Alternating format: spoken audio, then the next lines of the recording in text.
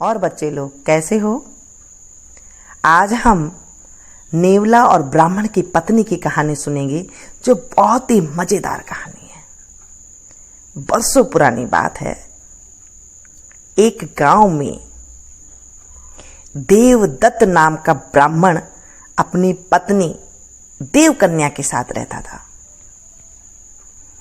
उन दोनों की कोई संतान नहीं थी, कोई बच्चा उन लोगों के नहीं था।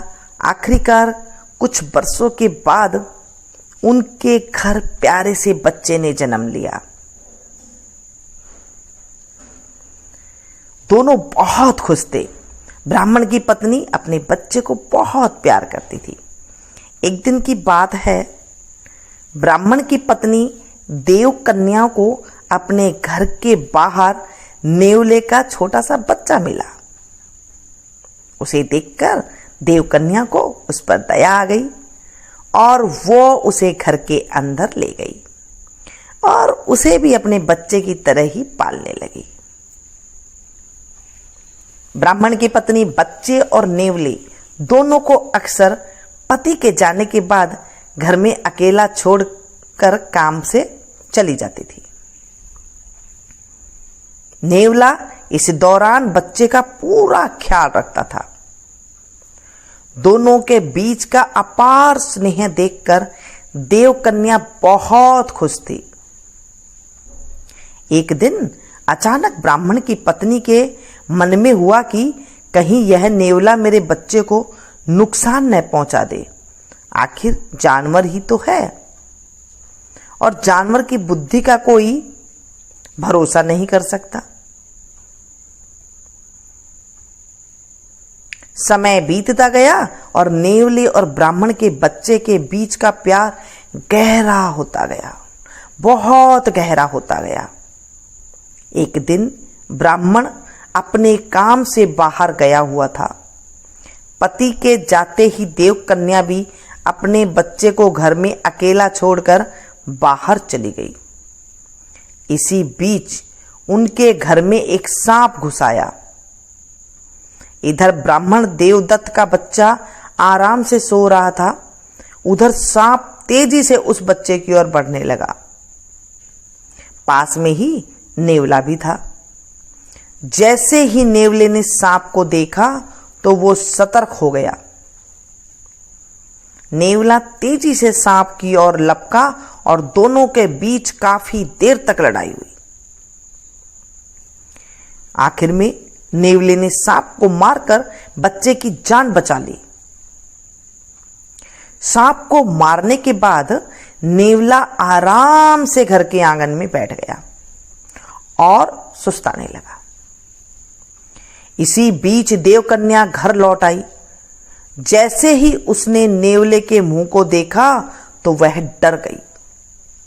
नेवले का मुंह सांप के खून से लथपथ था, लेकिन इस बात से अनजान देवकन्या के मन में कुछ और ही सोच लिया और वो गुस्से से कांपने लगी। उसे कहने लगी,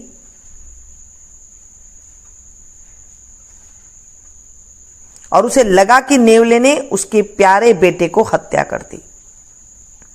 यही सोचते सोचते ब्राह्मण की पत्नी ने एक लाठी उठाई और उस नेवले को पीट पीट कर मार डाला। नेवले को जान से मारने के बाद ब्राह्मणी अपने बच्चे को देखने के लिए घर के अंदर तेजी से भागी। वहां बच्चा हंसते हुए खिलौने के साथ खेल रहा था। इसी दौरान उसकी नजर पास में पड़े हुए मरे सांप के पर पड़ गई। सांप को देखते ही देवकन्या को बहुत ज्यादा पछतावा हुआ। वो भी नेवले से बहुत प्यार करती थी, लेकिन गुस्से और अपने बच्चे के मोह में उसने बिना कुछ सोचे समझे नेवले को मार दिया। अब ब्राह्मण की पत्नी जोर जोर से रोने लगी, लेकिन तब तक बहुत देर हो चुकी थी। अब हो भी क्या सकता था। उसी समय ब्राह्मण भी घर लौट आया। वह पत्नी की रोने की आवाज सुनकर दौड़ता हुआ घर के अंदर गया। उसने पूछा, देवकन्या तुम क्यों रो रही हो? ऐसी क्या हो गया? ऐसी क्या बात हो गई? उसने अपनी पति को सारी कहानी सुना दी। नेवले की मौत की बात सुनकर ब्राह्मण देवदत्त को बहुत दुख हुआ और दुखी मन से ब्राह्मण ने कहा, तुम्हें बच्चे को घर में अकेले छोड़कर जाने और अविश्वास का दंड मिला है। तुम छोटे बच्चे को घर से बाहर जाने से पहले अकेला नहीं छोड़ना था और नेवले के ऊपर अविश्वास नहीं करना था, तो इसका तुम्हें दंड मिला है। इस कहानी से हमें यह सीख मिलती है कि बिना सोचे समझे गुस्से में आकर कोई भी काम नहीं करना चाहिए। साथ ही विश्वास की डोर को कभी शक की वजह से टूटने नहीं देना चाहिए। कैसी लगी आज की कहानी? अच्छी लगी हो तो एक लाइक जरूर दे और अपनों के साथ, अपने ये दोस्तों के साथ इसे शेयर जरूर करना ताकि उनको भी कहानी सुनने का मौका मिल सके।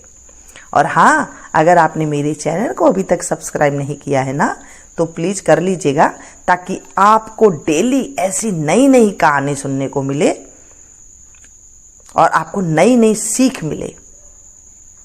मिलती हूं कल से फिर एक नई कहानी के साथ। Thank you.